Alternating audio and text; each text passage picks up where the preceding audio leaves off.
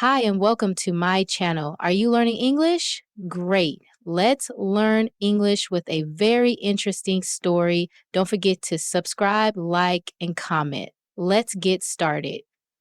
Everyone wants to be rich, right? But how do you actually achieve it? Warren Buffett knows. People call him the Oracle, meaning he's like a wise elder who understands the secrets of money. This story is about a young boy and the secret rules he discovered. These rules helped him become one of the wealthiest people in the world. Are you ready to uncover his secrets? Chapter 1. Warren grows up in Omaha. Omaha is a city in America located in the central part of the country near the Missouri River. Long ago, Omaha was a rapidly growing new city. Many people moved there to start fresh lives.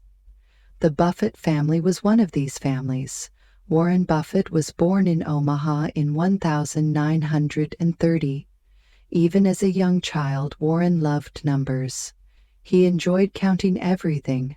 He and his friend Bob Russell would sit on the porch writing down car numbers. They would check newspapers and count how often each letter appeared. Warren had an incredible memory for numbers. If someone mentioned a city, he could recall its population. But Warren wasn't just fascinated by numbers. He loved money. When he was very young, his aunt gave him a special money holder, which he proudly wore on his belt. He started his first business at just 5 years old, selling chewing gum to passers-by. Later, he sold lemonade. Instead of selling it in front of his own house, which was on a quiet street, he went to Bob's house, which was on a busier street. Warren understood where he could earn more money. Warren and Bob were always thinking about business. They collected bottle caps from soda machines to find out which soda was the most popular. Warren kept stacks of bottle caps in his basement. He searched for used golf balls at the local golf course, cleaned them, and resold them.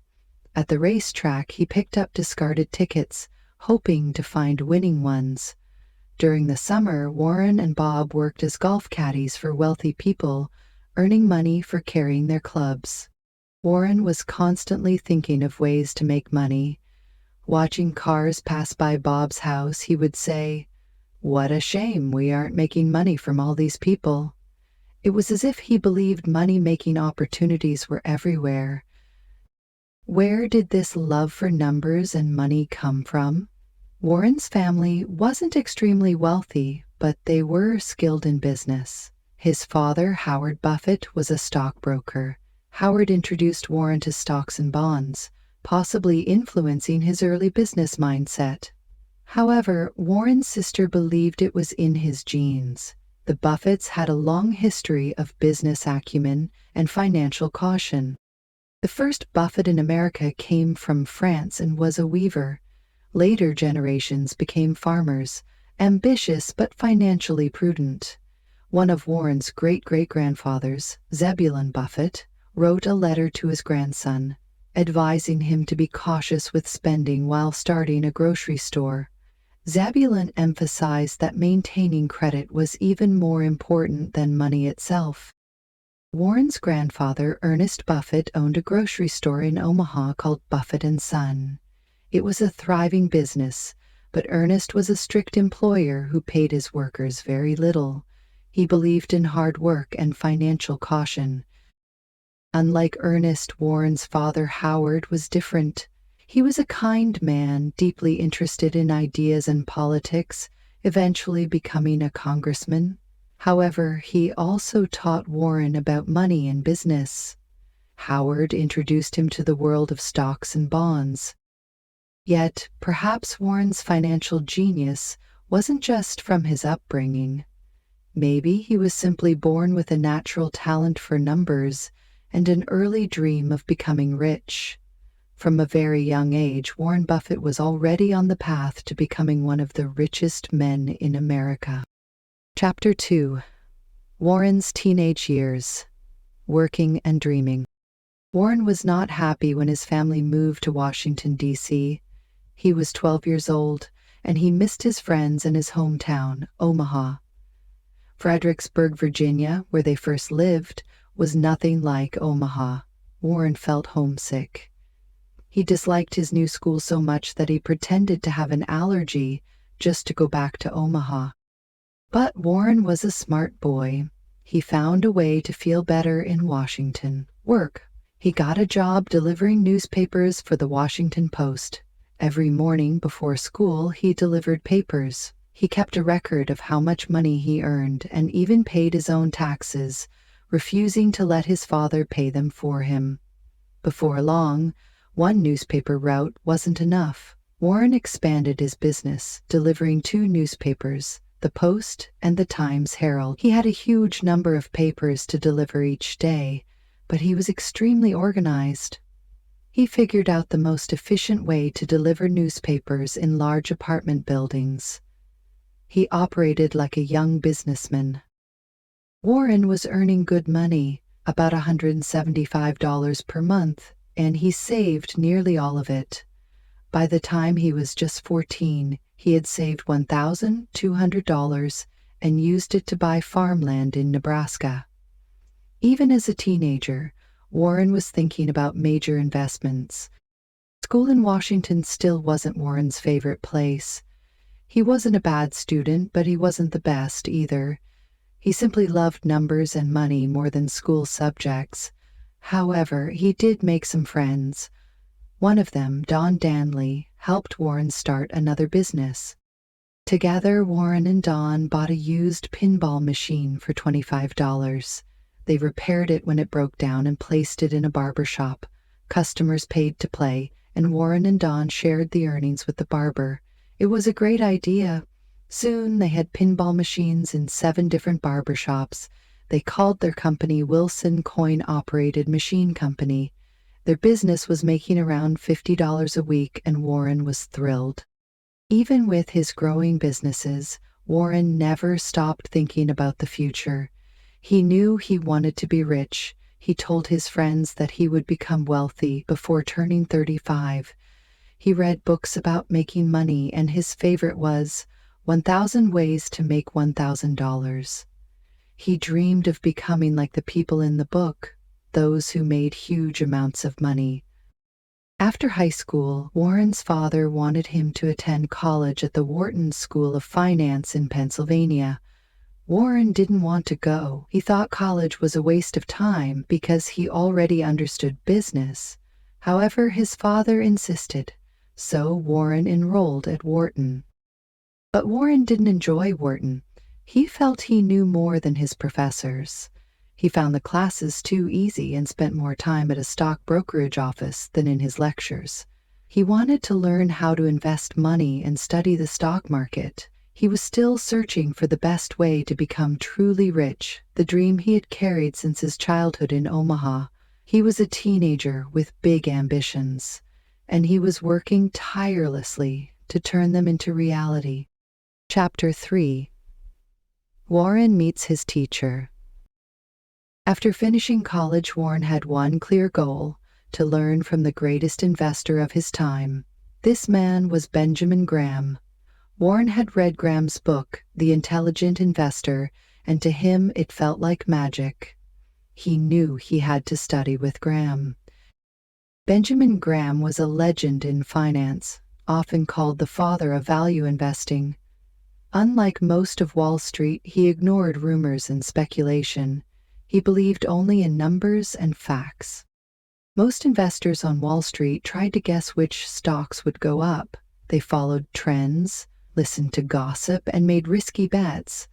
But Graham was different.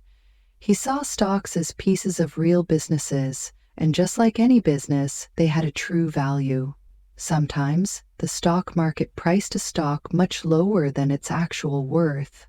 Graham searched for these undervalued stocks. Buying them was like finding a high-quality item at a huge discount. Graham taught an important rule: always have a margin of safety. This meant buying stocks at a price far below their real worth. Imagine finding a house worth $100,000, but instead of paying full price, you managed to buy it for just $50,000 or $60,000. That difference is your margin of safety. It protects you from mistakes and unexpected losses. Warren wanted to learn everything from Graham, so he applied to Columbia Business School in New York, where Graham was a professor. When he was accepted, he was thrilled. Finally, he would meet his hero. When Warren arrived at Columbia, he was not disappointed. Benjamin Graham was just as brilliant in person as he was in his book. His classes weren't boring lectures, they were engaging, filled with real-world insights. Graham taught his students how to find companies that were undervalued and showed them how to analyze financial reports to determine a business's actual worth. To explain how the stock market worked, Graham told a humorous story about Mr. Market. He asked his students to imagine having a business partner named Mr. Market. Every day, Mr. Market offers to buy or sell shares of their business. Some days, Mr. Market is overly optimistic, believing the business is worth a fortune. Other days, he is fearful, thinking it's worth almost nothing. But Graham warned that Mr. Market was often irrational. His emotions caused him to constantly change stock prices too drastically. A smart investor ignores Mr. Market's moods and instead calculates the true value of a business on their own. Then, they buy when Mr. Market is feeling down, prices are low, and sell when he is too excited, prices are high. Warren loved this concept. It made perfect sense to him. It was logical, based on numbers, exactly the way he liked to think. He felt like he had finally discovered the right way to invest. Benjamin Graham became Warren's hero, his most important teacher. From Graham, Warren learned not just how to pick stocks, but how to think about business and money in a completely new way. With Graham's wisdom guiding him, Warren was ready to take the next step. It was time to build something of his own. Chapter 4. Starting Small, Thinking Big. Armed with invaluable lessons from Graham, Warren felt ready to carve his own path. He knew it was time to return home and put his knowledge to work. He wanted to start his own business in Omaha, the city he knew best, where his family lived. In 1956, Warren returned to Omaha. He was determined to be his own boss. He didn't want to work for someone else. He had a plan. His idea was to start his own investment company structured as a partnership. This meant a group of people would pool their money together and invest as a team. Warren didn't have much money himself. However, he had saved about $9,800, which was a significant sum for a young man in 1956. Still, it wasn't enough to start a large company. So, Warren turned to his family and friends. He explained his vision to them, sharing what he had learned from Graham. He promised he could help them grow their money. His sister Doris and her husband trusted him, as did his Aunt Alice. Friends like Chuck Peterson and even his father-in-law, Mr. Thompson, saw his potential and joined the partnership. In total, 7 people invested $105,000, and Warren added his own $100. It wasn't a huge sum, but it was a start.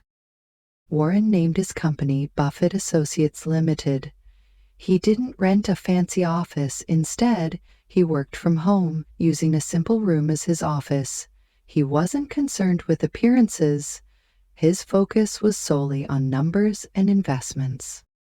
Using Graham's principles, Warren began searching for undervalued companies, stocks that were trading for less than their true worth.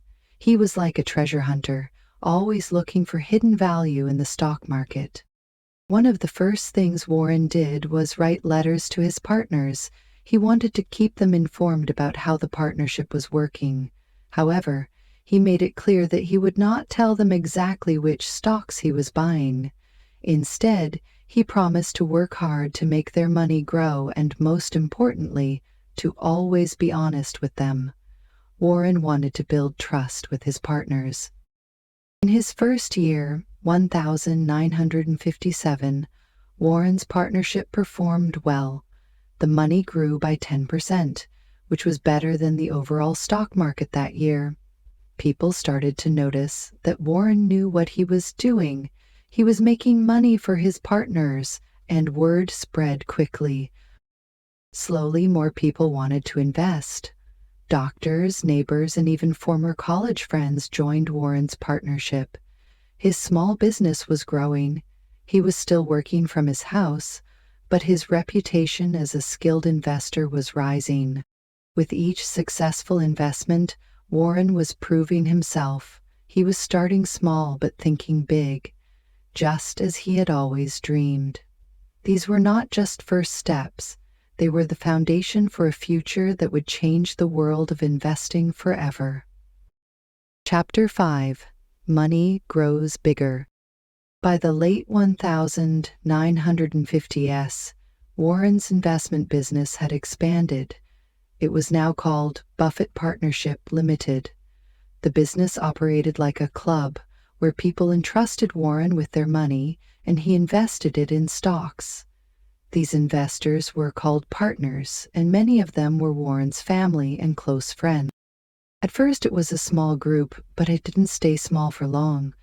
Warren had a unique talent. He was exceptional at making money grow. He was like a gardener, but instead of plants, he grew wealth. Every year the partnership's money increased, a process called compounding. This is similar to putting money in a bank and earning interest, except Warren was able to multiply money much faster. More and more people heard about Warren and his ability to build wealth. They saw the profits he was generating for his partners and wanted to be a part of it. His partnership kept expanding as new investors joined in. Once a year, Warren held a special meeting in Omaha, his hometown, located in the heart of America. These meetings weren't like regular business gatherings.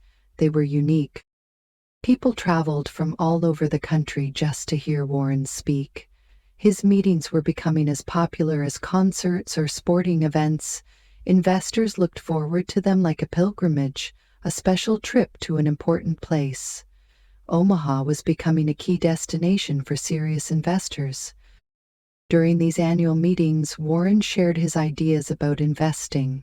He explained how he chose stocks, always using simple words, as if he were talking to friends. Unlike many Wall Street professionals who used complex financial jargon, Warren spoke about companies as real businesses, not just numbers on a screen. He made investing sound clear and logical, even though it wasn't always easy to execute. One of Warren's early successful investments was in a company called Sanborn Maps. Sanborn Maps produced detailed city and town maps, a valuable service in the past. However, over time, fewer people were interested in their maps, and the company's stock price had dropped. But Warren saw something others missed. He discovered that Sanborn Maps owned valuable assets, cash, and properties worth far more than the stock's market price. It was like finding treasure in an old house. So, Warren bought Sanborn Maps stock because it was undervalued. It was the perfect example of his investment philosophy. He didn't chase popular or trendy stocks. Instead, he searched for hidden gems, companies that were financially solid but overlooked by others. Warren was also patient. He didn't buy stocks just to sell them quickly for a small profit. Instead, he invested for the long term, like a farmer who plants seeds and waits for them to grow. He believed that if he bought good companies at good prices, their value would naturally increase over time. And that's exactly what happened. Year after year, Warren's partnership continued to grow. His partners became wealthier, and more people wanted to join his investment club. What started as a small business in Omaha was turning into something much bigger. Warren Buffett was proving to the world that simple ideas, hard work, and patience could turn investments into huge fortunes. His journey, from a boy who loved numbers to a respected money manager, was only just beginning. And as his success grew, Omaha was becoming known as the home of this extraordinary investor and his money-making magic. Chapter 6. Warren takes over Berkshire. Warren was always searching for good companies to buy. He liked businesses that were struggling but had the potential to improve. One day, he found one that caught his attention. Berkshire Hathaway. It was an old textile company. Years ago, textile businesses were strong in America, supplying fabrics for industries across the country. But times had changed. More and more clothes were being made in other countries where labor was cheaper. American textile companies couldn't compete. Berkshire Hathaway was one of them. The company was in trouble. It wasn't making much money, its factories were outdated, its future looked uncertain.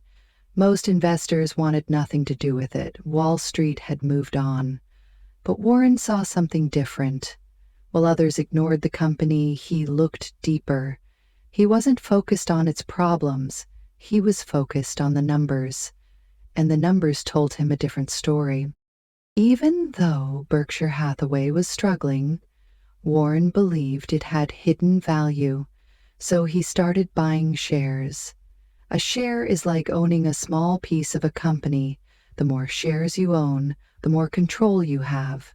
At first he bought a few, then he bought more, and then even more. People thought he was crazy. Why would he invest in a dying business? Berkshire Hathaway was not a hot stock. No one on Wall Street was paying attention to it, but Warren didn't care. He had his own way of thinking. He trusted his research. He knew that if something was undervalued, it was worth buying. Slowly, Warren became the largest shareholder of Berkshire Hathaway. He now owned more shares than anyone else. That meant he had control of the company.